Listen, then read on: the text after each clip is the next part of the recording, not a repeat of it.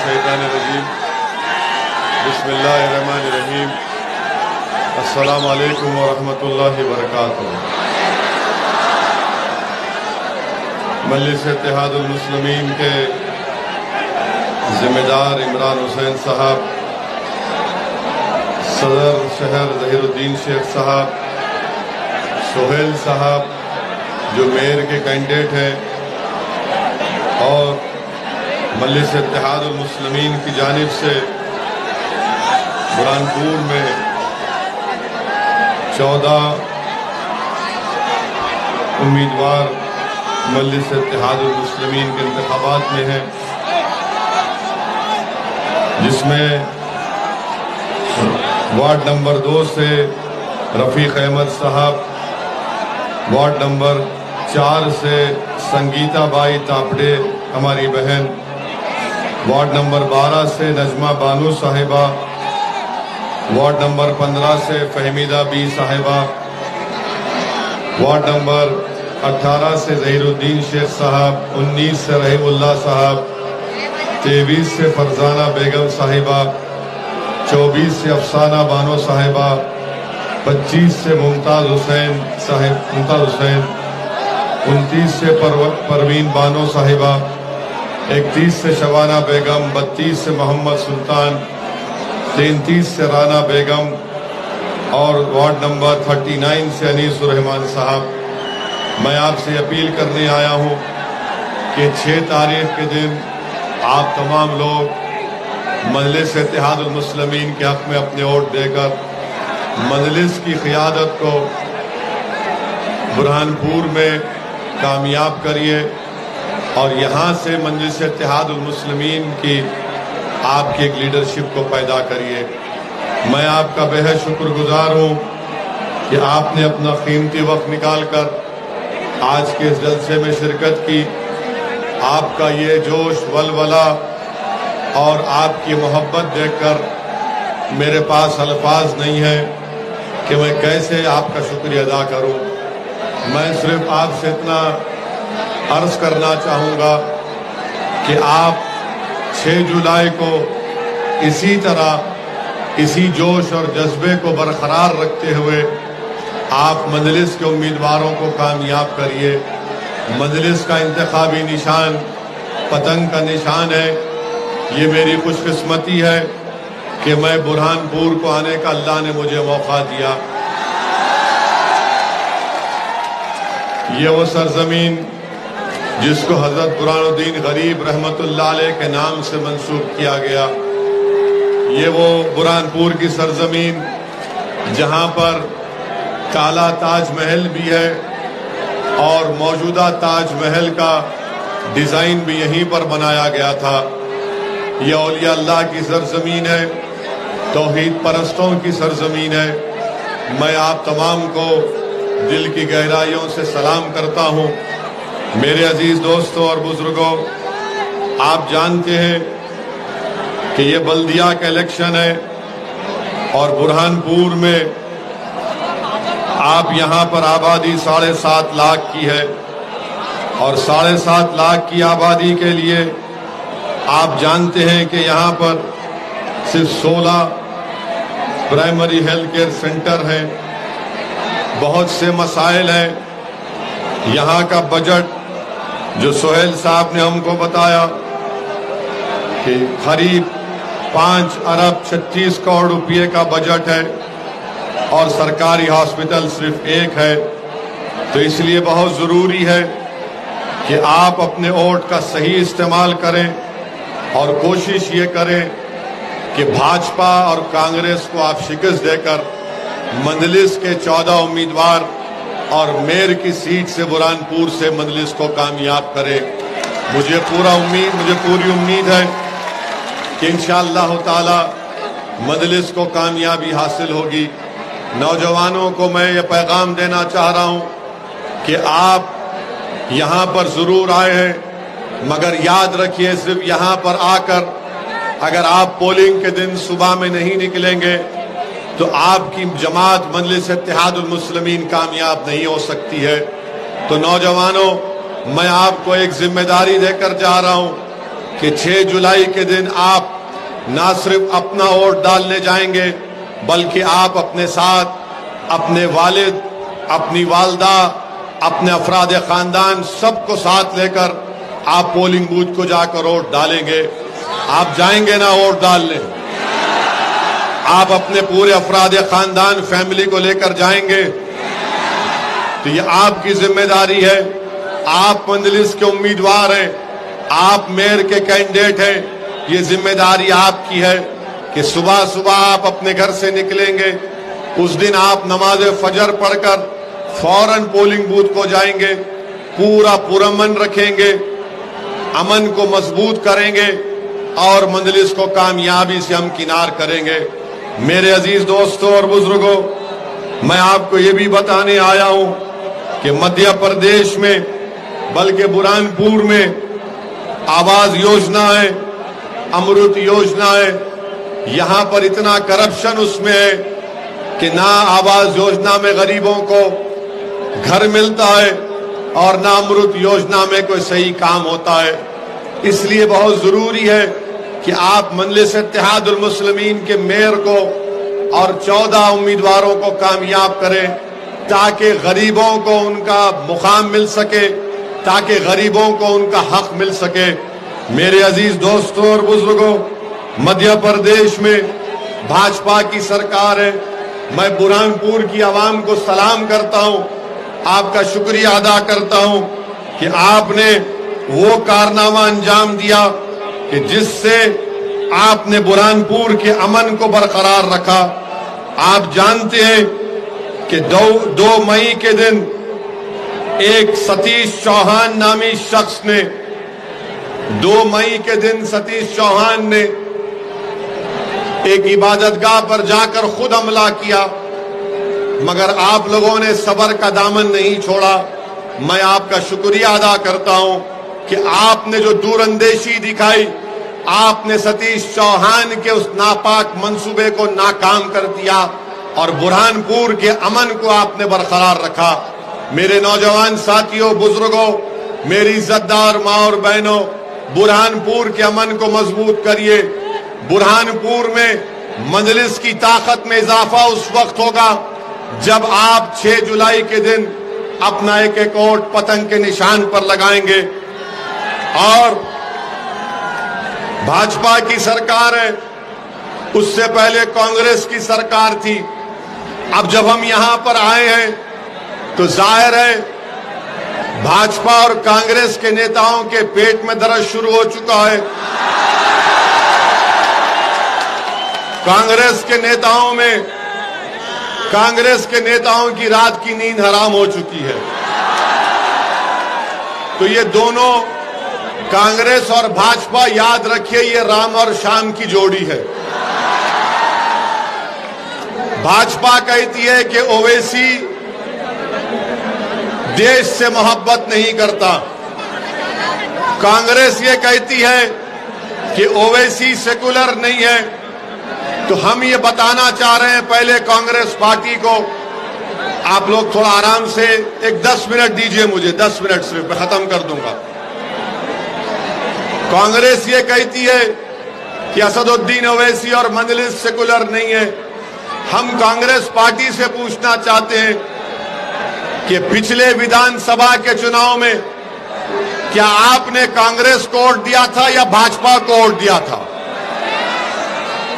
आपने भाजपा को तो वोट नहीं दिया था ना, तो कांग्रेस सत्ता में आ गई। कांग्रेस के 20 विधायक जो मोदी के गोद में बैठकर चाय पी रहे हैं, क्या वो हमारे से पूछ कर गए थे? क्या हमने उनको बुरहानपुर की आपकी जो मशहूर मिठाई है मावा कहते हैं ना, हाँ, मावा जलेबी हमने खिलाया था क्या उनको?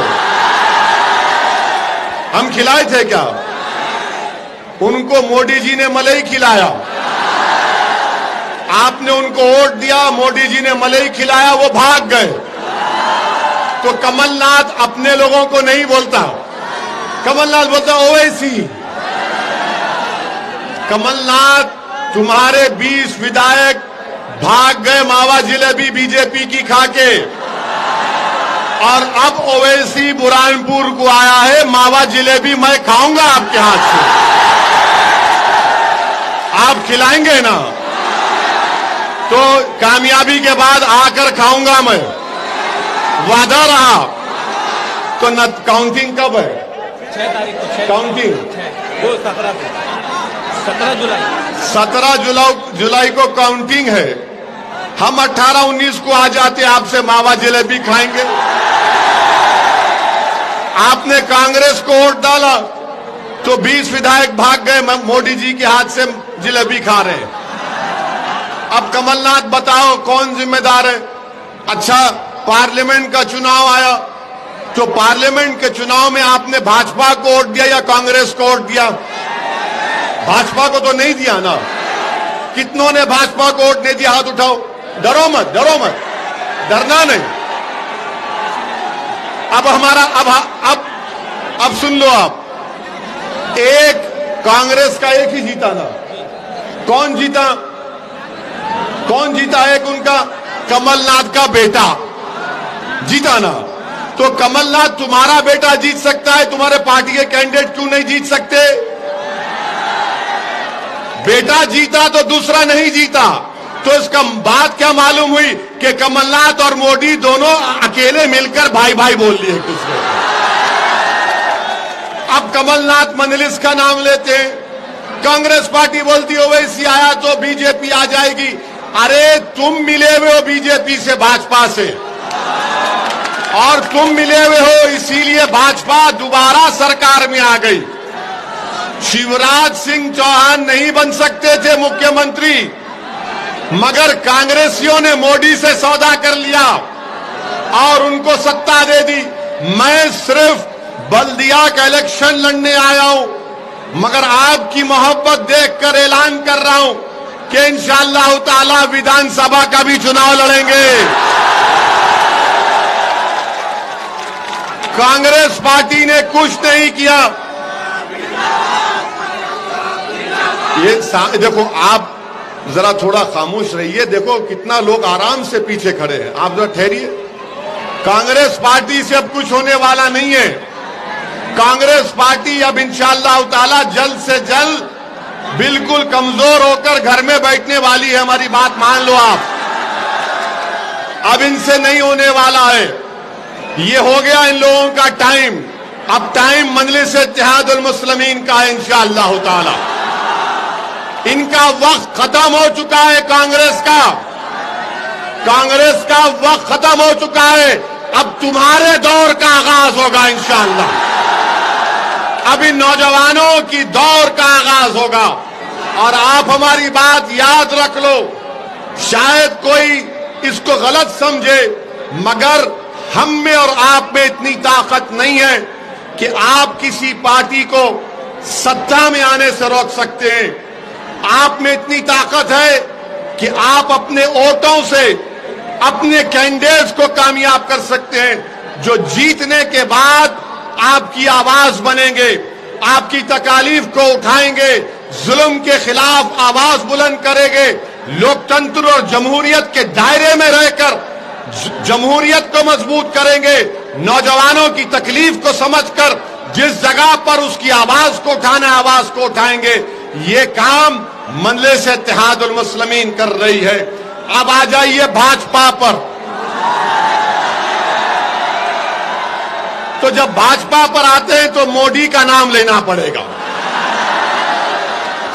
अच्छा, अब आप बताओ, क्या पेट्रोल की कीमत बढ़ी?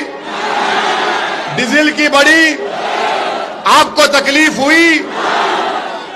नौकरी मिली? बेरोजगारी बढ़ी? कीमतें बढ़ी? अब भाजपा से पूछो आप, अरे इसका जिम्मेदार तो मुख्यमंत्री और मोदी जी हैं, तो बोलेंगे नहीं, इसका जिम्मेदार औरंगजेब है, अकबर है।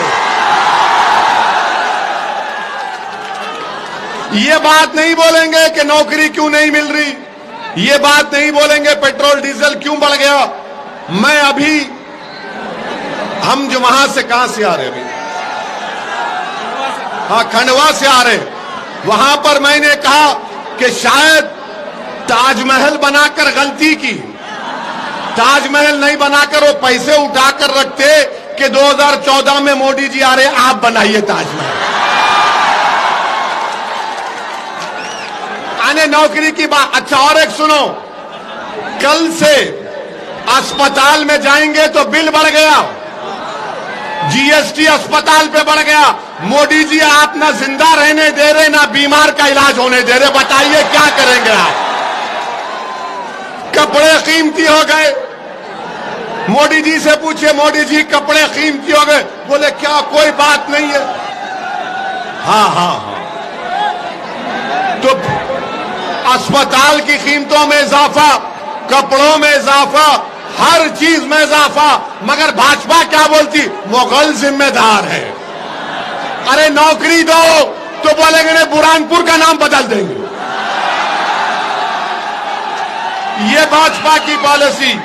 और दूसरी बात आप जानते हैं, मैं भाजपा के नेता से और मध्य प्रदेश के मुख्यमंत्री से बोलना चाह रहा हूं, आपने जो धर्म तब्दीली का कानून बनाया वो संविधान के खिलाफ है।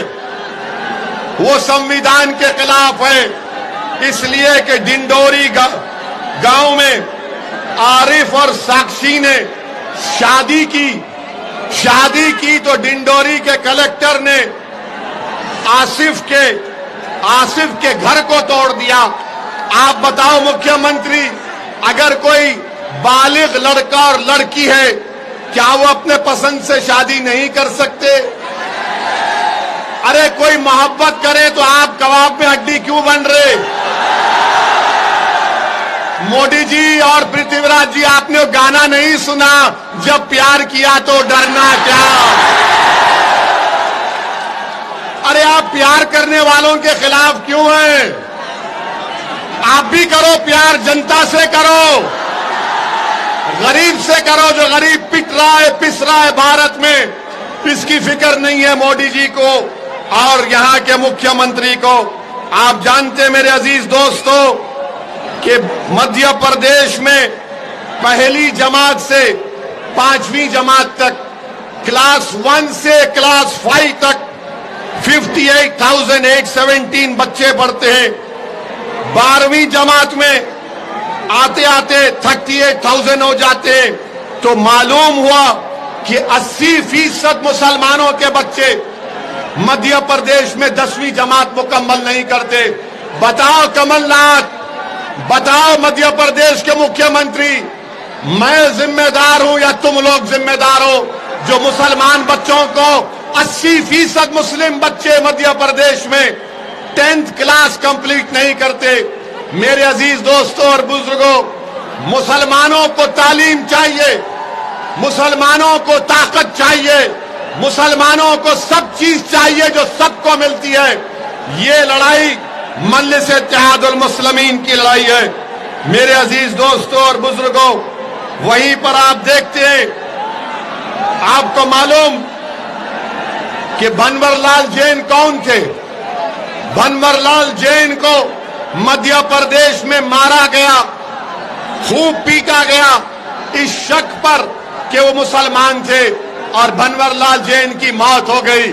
बताओ मुख्यमंत्री, मारने वालों का तुमने घर तोड़ा, पृथ्वीराज, शिवराज तुमने घर तोड़ा। जो भंवरलाल जैन को मारा, वीडियो बनाया, वो बीजेपी के कॉरपोरेटर का पति था। बताओ भाजपा वालों, भंवरलाल जैन को मारने वाले का घर तुमने तोड़ा नहीं तोड़ा? तुम गरीबों का, कमजोरों का घर तोड़ते हो। अरे तुम सत्ता में हो तो कमजोर पर जुल्म करके तुम ताकतवर नहीं बल्कि तुम बुज़दिल हो, बुज़दिल ही रहोगे इंशाअल्लाह ताला।